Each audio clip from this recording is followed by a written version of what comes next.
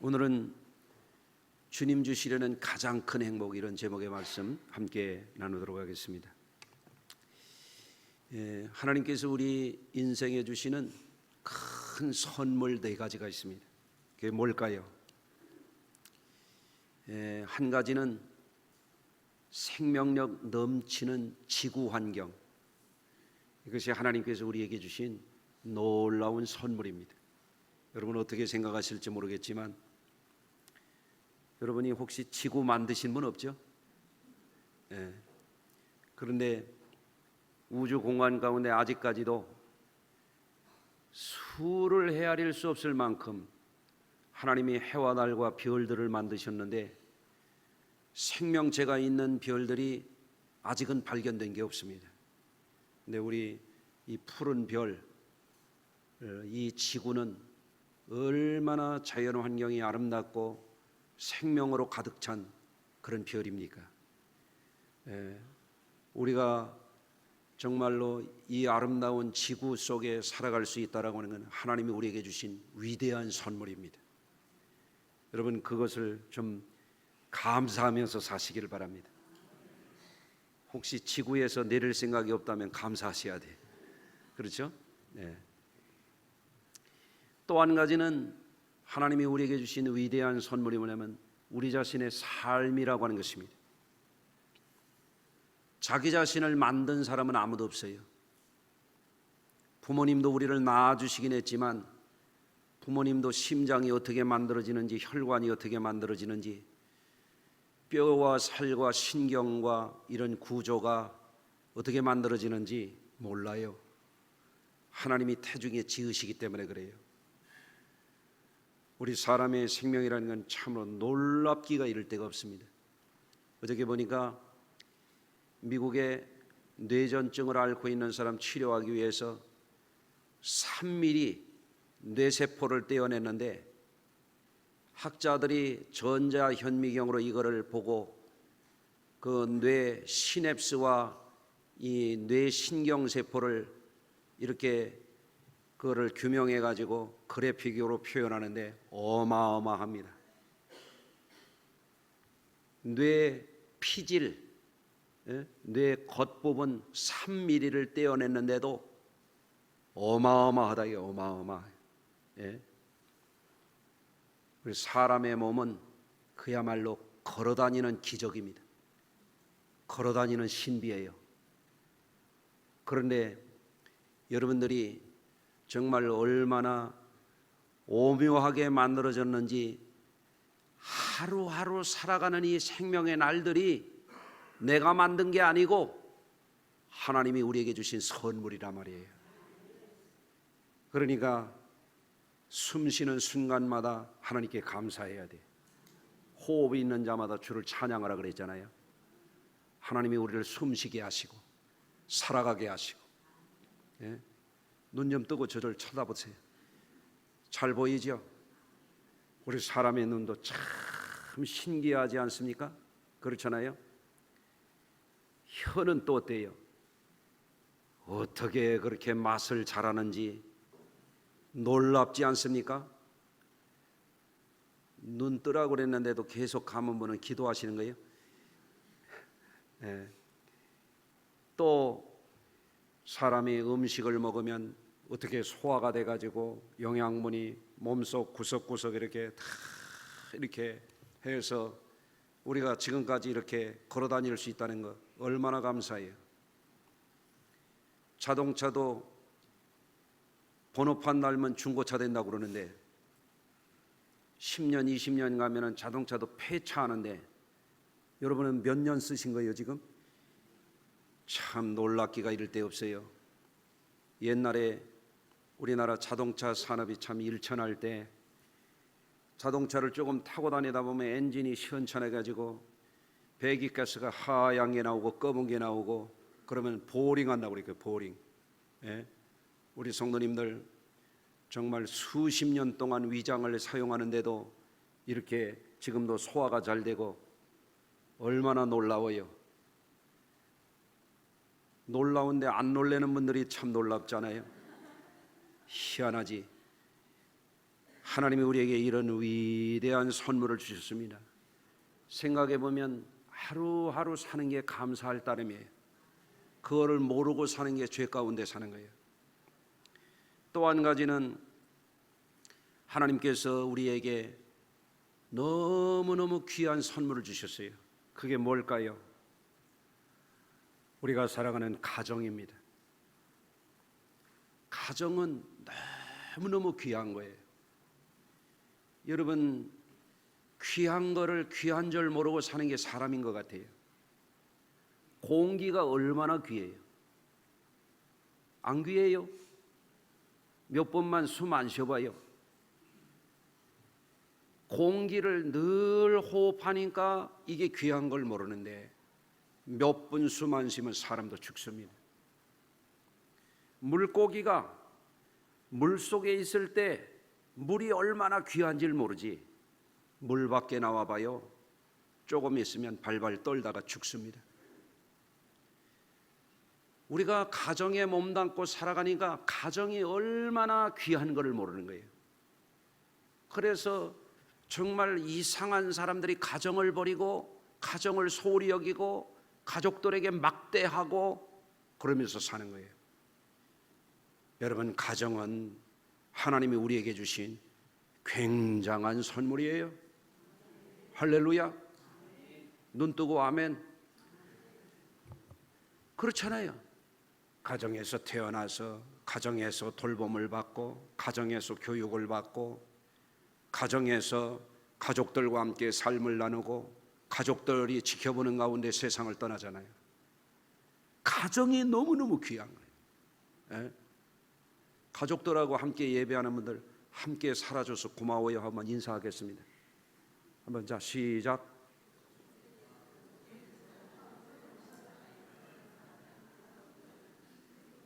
징그러워 못 살겠다고 그런 소리 하지 말고 늘 함께 살아서 고맙다고 그렇게 하시기를 바랍니다. 한 가지 하나님이 우리에게 주신 위대한 선물이 있어요. 그게 뭘까요? 우리가 함께 신앙생활하는 주님의 몸된 교회라고 하는 것입니다. 여러분, 교회는 내 영혼의 안식처예요. 천국문이 열리는 하늘문이 열리는 곳이 교회예요. 교회를 통해서 우리는 하나님의 가족으로서 하나님이 주신 생명의 삶을 공유하고 나누고 살아가는 거예요. 그래서 교회는 하나님의 확대 가족이라고 말하는 것입니다. 따라서 하십시다. 교회는 하나님 아버지를 모신 확대 가족이다. 여러분, 그래서 제가 오늘 일부 예배 때에도 교회를 통해서 주시는 하나님의 놀라운 은혜에 대해서 말씀을 전한 바가 있어요. 사도 바울은 에베소 교회에 편지하면서 하나님 아버지께서 지혜와 계시의 영을 교회에 주셨다고 증거했어요. 그래서 하나님을 알게 됐다는 거예요. 여러분, 교회가 없다면 어디서 우리가 하나님을 알 거예요? 하나님을 알더라도 뭔지 모르니까 비나이다 뭐 천지신명께 비나이다 그러잖아요. 나무 보고 빌었다가 바위돌 보고 빌었다가 인도에서는 소 보고 빌었다가 일본에서는 흉악한 전범들 보고 빌었다가 그 짓들 하잖아요. 5대양 6대주 어느 나라 어느 민족 어느 이데올로기 어느 정치체계든지 다 가면 거기 종교가 있어요. 신의 존재를 알긴 알아. 그런데 교회가 없다면 우리는 전능하신 하나님, 영원하신 하나님, 그 하나님을 제대로 알 수가 없어요. 네, 하나님이 예수 그리스도를 통해서 주님의 몸된 교회를 세우시고 이 교회를 통해서 지혜와 계시의 영을 주셔서 하나님을 알게 하셨다. 여러분, 하나님을 알게 되신 것이 여러분에게 가장 중요한 지식이에요. 하나님을 모르는 것은 어마어마한 학위를 갖고 지식을 말하고 자기 키높이보다도 저서를 많이 썼다 할지라도 그건 무식한 거예요. 짧은 지식이요. 그거는 하나님을 아는 지식이야말로 영원한 지식이에요. 최고 지존하신 분에 대한 그 지식을 아는 것이야말로 가장 위대한 지식이에요. 여러분이 교회를 통해서 그것을 알게 됐다. 그러니 교회가 하나님이 우리에게 주신 얼마나 위대한 선물입니까? 교회를 귀하게 여기시길 바래요. 어떤 사람 시험 들어가지고 그래. 이놈의 교회가 그래. 참 한심한 사람이지. 예? 제 잘못이지. 교회가 어쩌길래. 교회는 지혜와 계시의 영을 주어서 하나님을 알게 하는데 교회인데 교회를 감히 그렇게 말할 수 있어요? 예? 어떤 사람은 자기가 모세가 돼서 자기가 천사보다 더 뛰어난 사람이야. 그래 교회를 막 비판을 해요. 교회가 뭐 썩었다는 동. 어디가 썩었어 그래? 무지하고 교만한 죄가 썩었지. 주님의 몸된 교회를 감히 죄인 중에 죄인이 그렇게 교회를 함부로 그렇게 말할 수가 있어요? 교회가 잘못되면 가서 무너진 데를 막아서는 사람이 그게 교회에 지체된 사람이지. 아멘. 교회를 다닌다는 사람이 세상 사람들 교회를 비난하는 거 흉내내 가면서 교회를 막 욕하고 저 잘났다고 말이죠. 그런 사람들은 심판을 면치 못합니다. 비판을 하는 대로 비판을 받는다 그랬어요. 또 교회가 뭔가 하니까 마음의 눈을 밝히셔서 그 부르심의 소망이 무엇이며 그 영광의 기업이 무엇인지를 알게 해주시는 데가 교회라는 거예요. 부르심의 소망이 뭐예요? 구원의 소망이죠. 그 영광의 기업이 뭐예요? 천국이죠. 교회를 통해서만 구원의 소망을 품을 수 있고 교회를 통해서만 천국을 소유하는 믿음을 갖게 되는 거예요. 그러니 교회가 얼마나 위대한 선물입니까? 어떤 시인이 그랬잖아요. 내가 부르다가 죽을 이름이여 그랬어요. 뭔가 보니까 지혜인, 뭔가 봤더니 애국자는 조국. 저는 그럽니다. 저는 주님의 몸된 교회를 지키고 주님의 몸대를 위해서 일하고 주님의 몸된 교회를 영화롭게 하다가 내가 부르다가 죽을 이름이 주님의 몸된 교회예요. 교회가 뭔지를 알아야 교회를 사랑하는 거예요. 옆에 분하고 한번 인사하십시다. 주님의 교회를 진실로 사랑합시다.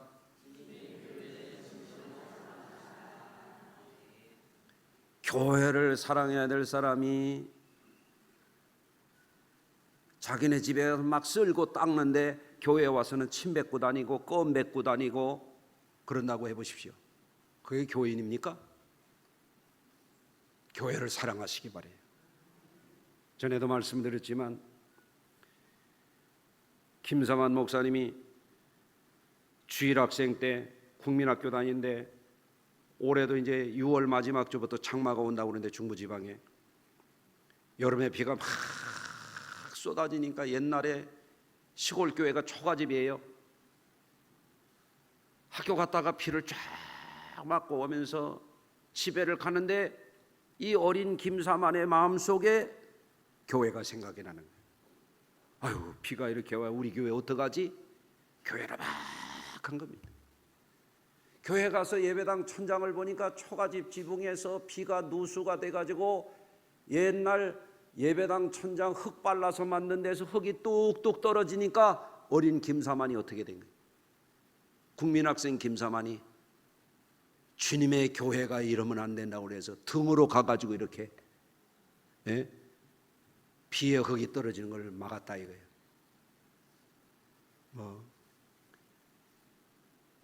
그러니까 하나님이 목회도 잘 못하지 그런 분인데 설교 못한다고 교회에서 쫓겨났던 분인데 그분을 높여주셔가지고 목회를 잘하도록 하나님이 축복해 주셨단 말이죠. 교회를 사랑해야 돼요. 교회를. 여러분, 얼굴만 사랑하지 말고 말이에요. 주님의 교회를 사랑할 줄 알아라 말이에요. 막 비타민 먹고 뭐 아몬드 먹고 또 브라질 너트 먹고 베리 먹고 제주도 가서 군뱅이까지 갖다 먹고 다 먹고 자기 몸은 엄청나게 위하는데 교회를 사랑하지 않는다. 그게 교인입니까? 우리가 교인 맞을까요? 여러분 생각해 봐야 돼요. 주님이 몸짓고 피 흘리고 부활 승천하셔서 만유에 계시고 만물을 다스리고 정사와 권세를 모든 것을 다스리는 만유의 머리가 되신 그분이 교회의 머리가 되셔서 우리에게 교회를 통해서 주시고자 하는 게 뭐냐라고 할 때 만물을 충만케 하시는 자의 충만이 교회라고 성경에 말씀하고 있어요. 여러분, 인간은 인간을 구원하지 못해요. 인간은 인간의 결핍을 해결하지 못해요. 아멘 안 해도 못합니다. 인간은 인간의 갈증을 해결하지 못해요.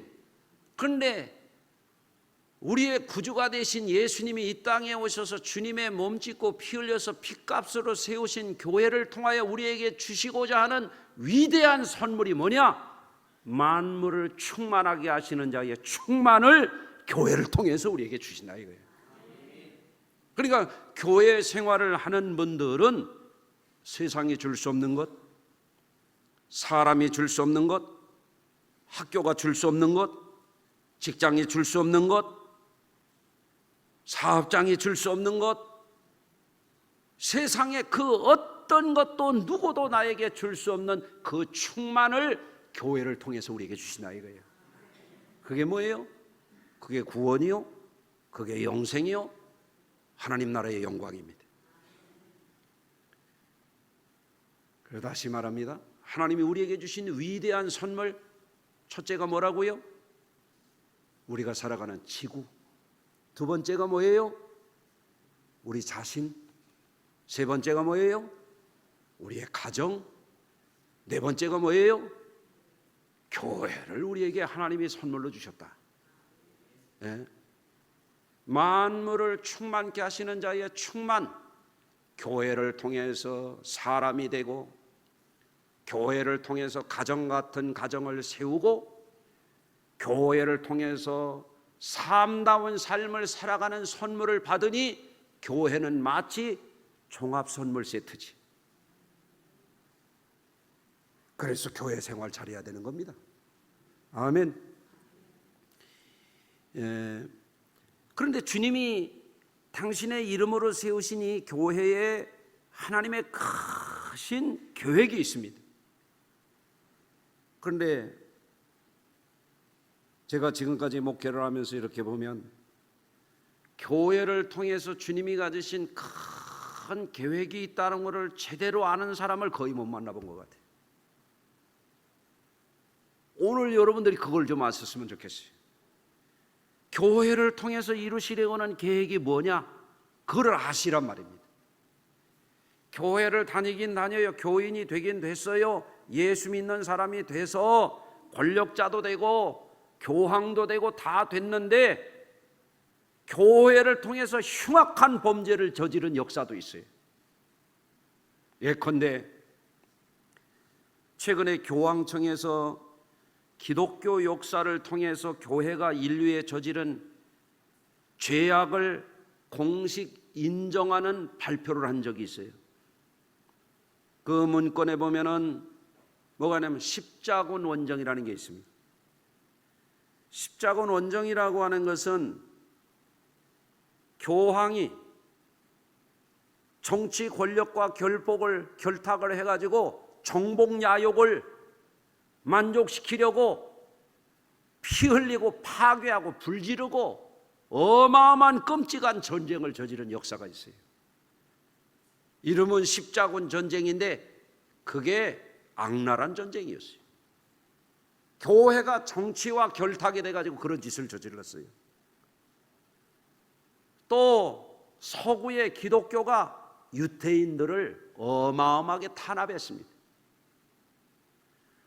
또 중세 기독교는 마녀 사냥이라고 하는 끔찍한 범죄를 질러서 멀쩡한 사람을 누가 고자질하면 갖다가 불태워서 죽였습니다. 누가 그랬냐면 중세 교회가 그랬다 이게. 지금 교회가 그랬다는 얘기가 아니고요. 또 신대륙에 건너가 가지고 교회가 뭘 했느냐? 원주민들을 어마어마하게 학살했습니다. 정복전쟁이라고 하는 이름으로. 여러분, 기독교가 정치 권력과 결탁하게 되고 세속화의 과정을 겪으면서 그런 데 말려들었습니다. 지금도 세례를 받았다고 하는 푸틴이 지금 우크라이나에 가가지고 저지르는 범죄를 보십시오. 러시아 정교가 푸틴의 권력과 결탁을 해가지고 그런 학살과 파괴와 살육을 저지르는 푸틴과 군대를 축복하지 않습니까? 여러분, 교회가 뭔지를 알아야 돼요. 교회가 뭔지. 이게 우리의 신앙과 우리의 삶에 너무너무 중요해요. 그래서 예수님이 심판을 예고하고 계시는 거예요. 여러분, 우리 성수교회는 50주년을 향해 갑니다. 지난주에 49주년 기념주일을 지켰습니다. 성수교회는 어느 방향으로 우리 신앙과 교회 공동체를 이루어가야 되는 것에 대한 명확한 방향성과 목표를 세우고 나가야 될 줄로 믿습니다. 그거를 잘 나타내주는 그것이 어디에 있냐면 요한복음 17장 오늘 아까 읽었던 본문 말씀 속에 예수님의 계획, 우리를 향하신 주님의 거룩하신 뜻이 거기에 함축이 되어 있어요. 그건 뭘까요? 첫째는 주님께 택함받고 구원받은 성도들의 교회는 주님의 기쁨이 충만한 교회가 되도록 하려고 하신다고 하는 것을 항상 기억해야 돼요. 잘 들으셔야 돼요. 주님이 교회를 통해서 이루시고자 하는 것은 인간적인 기쁨이 아니에요. 주님이 교회를 통해서 이루시고자 하는 그 기쁨 충만함이라고 하는 것은 세상적인 기쁨을 말하는 게 아니에요. 내 기쁨이 충만하게 하려 함이니이다 그랬어요. 예수님이 십자가를 지기 전에 하나님 아버지께 기도하면서 아버지, 내가 이제 십자가를 지러 가는데 제가 아버지께 기도를 하는 것은 내 이름으로 세워진 교회, 저들이 내 기쁨이 저들 안에 충만하기를 위해서 기도합니다. 이런 기도란 말이에요. 그러니까 교회는 뭐를 추구해야 되냐면 주님이 주시는 기쁨을 추구해야 되는 거예요. 예? 여러분 어떻습니까? 맛있는 음식을 먹을 수도 있고 여행을 할 수도 있고 또 취미 활동도 할 수 있고 레포츠 활동도 할 수 있고 나름대로 여러분들 액티브하게 아주 해피하게 살아가는 거 너무 좋지요. 그런데 여러분이 놓치면 안 되는 게 있어요. 여러분, 인간적이고 세상적이고 하나님이 주신 가정, 하나님이 주신 기업, 하나님이 주신 나의 재능, 하나님이 나에게 주신 좋은 취미 다 좋아요. 그러나 놓치지 말아야 될 게 있어요. 주님이 주시는 기쁨을 여러분이 소홀히 여기면 안 돼요. 그는 차원이 다른 기쁨이에요. 할렐루야. 주님은 주님의 이름으로 남겨진 이 교회, 주님의 제자된 삶을 살아가는 이 사람들을 위하여 두 번째는 무엇을 말씀하시냐면 내가 세상에 속하지 아니함 같이 그들도 세상에 속하지 아니하여 싸움나이니 그들로 진리로 거룩하게 하옵소서. 이렇게 말씀했어요. 교회는 정치 권력과 유착을 해가지고 거룩해지질 않습니다. 우리 교회 장로님들도 있지만 정치판에 몰려다니는 사람들은 반드시 타락하게 돼 있어요. 조심해야 돼요. 예. 교회가 거룩해지는 것은 인문학이나 자연과학이나 세상적인 수단으로 교회가 거룩해지는 게 아니에요. 주님의 진리로 거룩해지는 거예요. 진리로. 그 진리가 뭘까요? 예수님이 말씀하셨어요. 내가 곧 길이요. 따라서 하십니다. 교회의 진리는 예수의 복음이다. 아멘. 그들을 진리로 거룩하게 앞서서 아버지의 말씀은 진리니다. 아버지의 말씀이 어디에 함축되어 있습니까? 예수 그리스도이십니다. 아멘.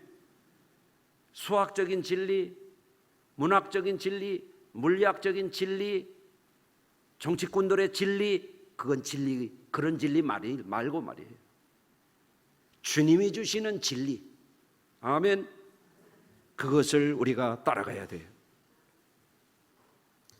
세 번째로 주님이 교회를 통해서 이루시고자 하는 그게 뭔가 보니까 예수님이 이와 같이 말씀하십니다. 아버지가 내가 하나가 된 것 같이 그랬어요.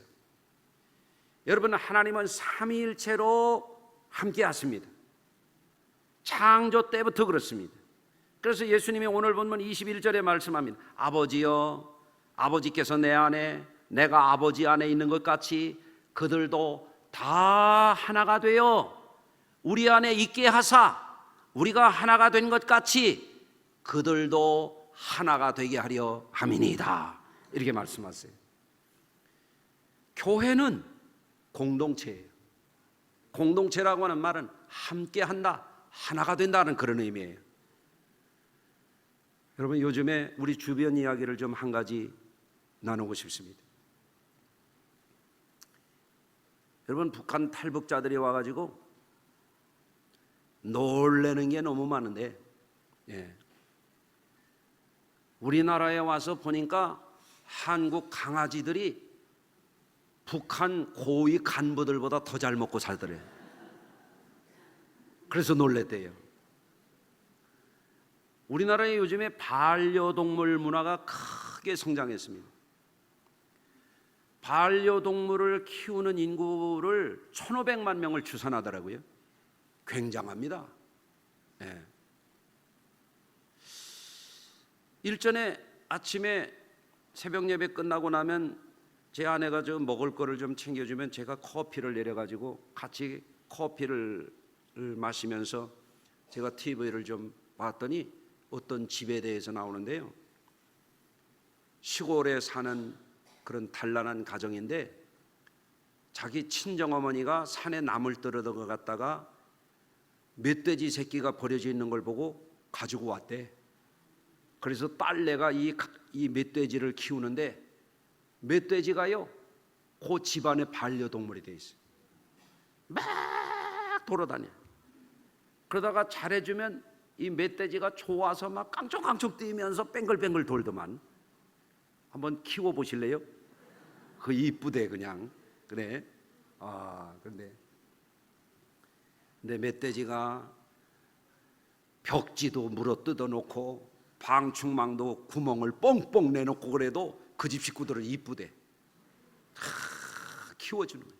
그 집 애들도 좋아하고 부부도 좋아하고 그렇게 키우더라고요.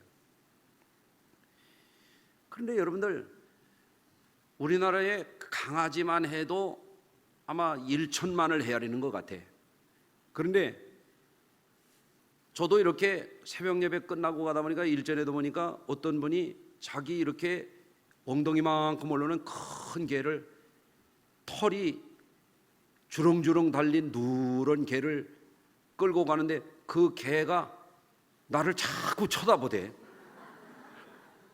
그래서 내가 무슨 생각이냐면, 야, 나도 내가 시골에 살면 저런 개 좀 한번 키워보면 좋겠다, 그런 생각이 좀 들었어요.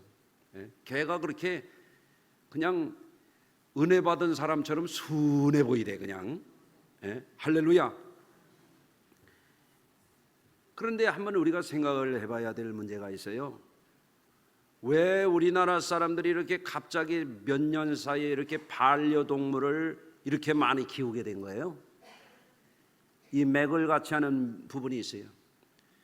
옛날에는 우리 집도 6남매고 웬만한 가구들은 4인 가구 뭐 이런 게 많은데 우리나라에 지금 가구 형태 가운데 제일 많은 게 1인 가구입니다.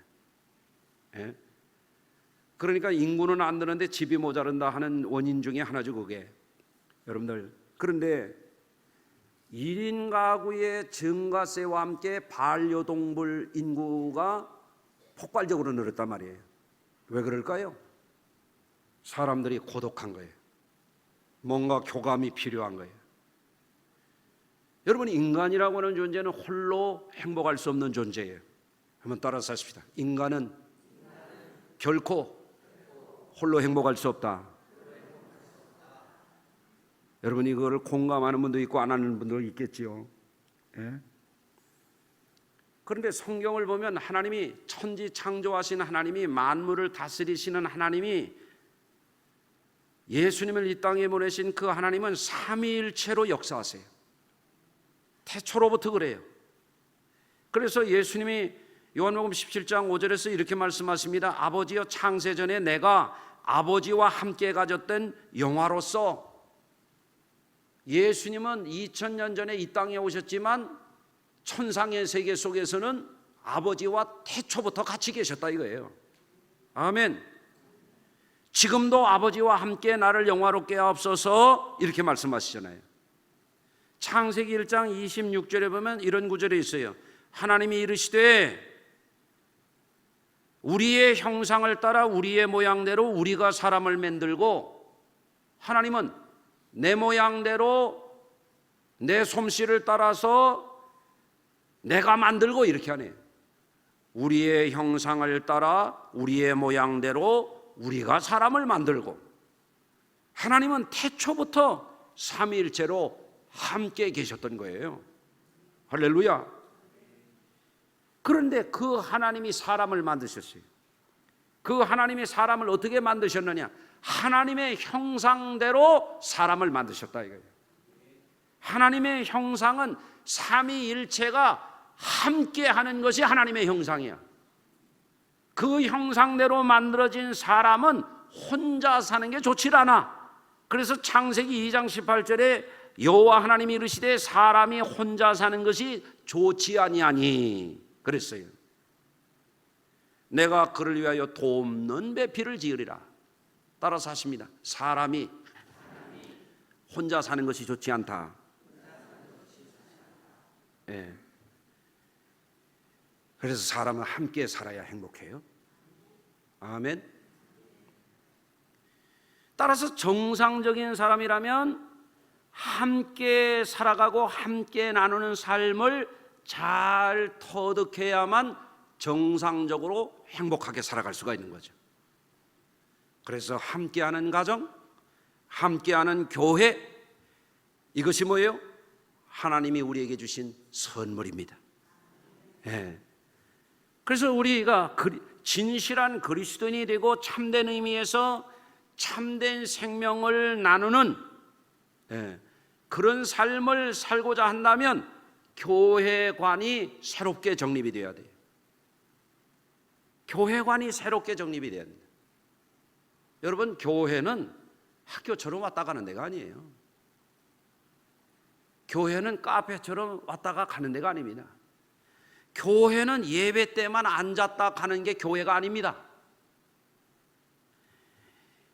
교회가 뭐냐? 깊은 산속 옹달샘 물만 먹고 가지요. 그게 교회가 아닙니다. 교회는 특정한 장소 땅만 밟고 가는 것처럼 하는 게 교회가 아니고 신앙이 아니라 그 말이에요. 여러분, 교회를 교회다운 교회로 경험하려면 교회 공동체 생활을 제대로 할 줄 알아야 돼요. 아멘 하시길 바랍니다. 네. 왜 그렇습니까? 지금 내가 아버지께로 가오니 내가 세상에서 이 말을 하옵는 것은 그들로 그랬어요. 공동체요. 그들로 내 기쁨이 그들 안에 충만히 가지게 하려 함이니이다.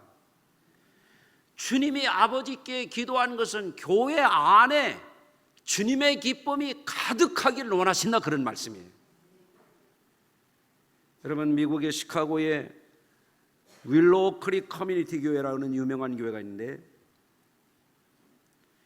이 교회가 90년대 초반에 교인 수가 10,000명을 돌파하니까 너무 신났죠. 외형적으로 성공하고, 이 교회는 시커스 서비스라고 하는 이런 극장식의 예배당을 만들어 놓고 거기에 와가지고 막 이벤트를 하고, 처음 교회 온 사람들도 그냥 즐기면서 그 교회 분위기에 접어들게 해가지고 10,000명이 막 모여드는 그런 메가처치가 됐어요. 처음에는 외형적인 성장을 너무 기뻐했답니다. 그런데 그들이 교회가 커지면서 문제가 나오기 시작했어요. 교인들 중에 관계에 금이 가는 일이 자주 생겼답니다. 점점 일면으로는 사랑이고 일면으로는 증오가 뒤섞인 교회가 되어갔답니다. 드라마틱한 예배로 유명해졌고 그들이 그거를 즐기며 좋아했지만, 사람이 많아지면서 점점 무질서해지고 탈진한 교역자와 사역자들이 나오고, 인력이 잘못 배치된 게 발견이 되고, 주님을 신실하게 따르지 않는 그런 교인들이 나오는 거예요. 교회는 다니는데 똑같아요. 옛날하고 똑같아. 그런 사람들이 많았다 이거예요. 그래서 교회가 이제 문제를 분석했어요. 문제가 뭐냐? 교회가 교회답지 못하다. 덩어리는 커졌는데, 그래서 그들이 결단한 게 뭐냐면, 소그룹이 있는 교회에서 소그룹 중심 교회로 바꿔야 되겠다. 이게 뭐예요? 모세가 출애굽했을 때 백성들이 너무 많으니까 감당이 안 되잖아요. 그러니까 모세의 장인이 와가지고 10부장, 50부장, 100부장, 1000부장을 세우라고 그러잖아요. 10부장이 뭐예요? 소그룹입니다. 소그룹. 모세 혼자 할 수가 없는 거예요, 여러분. 그래서 그렇게 백성들을 잘 했을 때 모세가 지도력이 제대로 공동체가 평안하게 될 수가 있었던 것처럼 이 교회가 그렇게 전환을 했다, 그런 얘기입니다. 그래서 이 교회 안에 십부장제처럼 사람들을 초대하고 꿈을 심어주고, 어떤 사람은 애원하기도 하고 본을 보이기도 하고 함께 웃고 함께 울고 공동체 활동을 같이 모여 소그룹 단위로 이거를 적극적으로 하다 보니까, 사람들이 예배만 왔다가 가고 예배만 왔다가 가면 변하지 않던 사람들이 소그룹 안에서 변화가 일어나기 시작하더라 이거예요. 놀라운 간증들이 나오기 시작했습니다. 구원의 확신을 얻었다는 간증이 나오고, 결혼관계가 회복이 되는 간증이 나오고, 성령의 은사가 나타나고, 함께 있는 기쁨과 위로를 나누는 그런 간증들이 쏟아져 나오는, 교회 생활을 통해서 천국이 뭔지 알 것 같다는 그런 깨달음들이 나오기 시작하는 거예요.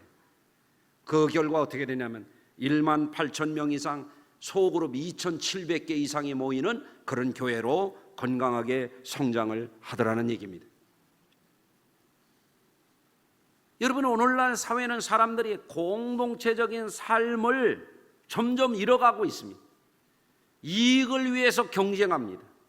사람들은 능력에 따라서 사람들을 차별합니다. 여러분, 그러다 보니까 그런 사람들이 교회에 와서도 경쟁을 합니다. 함께 할 줄 모르고 갈등을 합니다. 부정적인 태도를 보이고 나누고 섬길 줄도 모르는 그런 사람들이 교회에 와서도 그렇게 한다 이거예요. 사랑하는 성도 여러분, 교회는요, 더불어 함께 하는 것이 교회입니다. 교회는 아이들도 어른들도 함께 하는 데가 교회고요, 결혼한 사람도 이혼한 사람도 함께 하는 데가 교회고요, 운동선수도 장애인도 함께 하는 데가 교회고요, 잘난 사람도 못난 사람도 차별하지 않고 함께 하는 데가 교회고요, 삶을 함께 끌어주고 밀어주고 위로하고 격려하고 살아가는 데가 교회라 이거예요. 그래서 생명을 나누고 서로 돌보고 서로 격려하고 서로 권면할 줄 아는 공동체, 이게 교회죠. 그러므로 우리가 인식해야 됩니다. 지금까지 우리가 다녔던 교회, 그게 다가 아니라 이거예요. 지금까지 우리가 경험했던 교회, 그거는 제한적인 경험이요. 우리는 더욱 온전한 교회, 더 건강한 교회를 향해서 나가야 되는 겁니다. 그래서 교회 안에서 군중 속에 고독이 아니라 세상에서도 사람들은 널려 있어요. 그러나 거기에는 공동체가 없는 거예요. 살벌한 거예요, 때로는. 그런데 교회 안에 오면 소그룹으로 이렇게 가족처럼 만나면서 거기서 참 인간다움을 경험하고 서로 소중한 가치를 축복해주고, 아멘.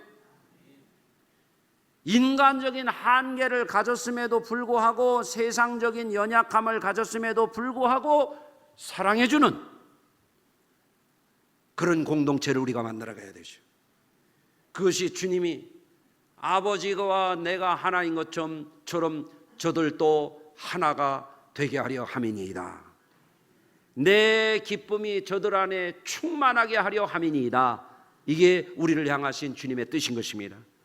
그러므로 여러분들, 지금까지 교회 생활을 물만 먹고 가지요, 이렇게 살았다면 이제부터 달라져야 되는 거예요. 우리 교회가 이제 설립 50주년을 향하여 나갈 때 지난해부터 목장교회 소그룹 운동을 지금 하면서 우리 교회 안에도 지금 많은 변화들이 지금 일어나고 있습니다. 우리 성도님들이 하시는 말씀입니다. 예? 이거를 잘 해가야 됩니다. 공동체를 배우지 못한 사람들은 부부간에도 심각해집니다. 부모 자식 간에도 남만 또 못한 사람들이 되게 돼 있어요.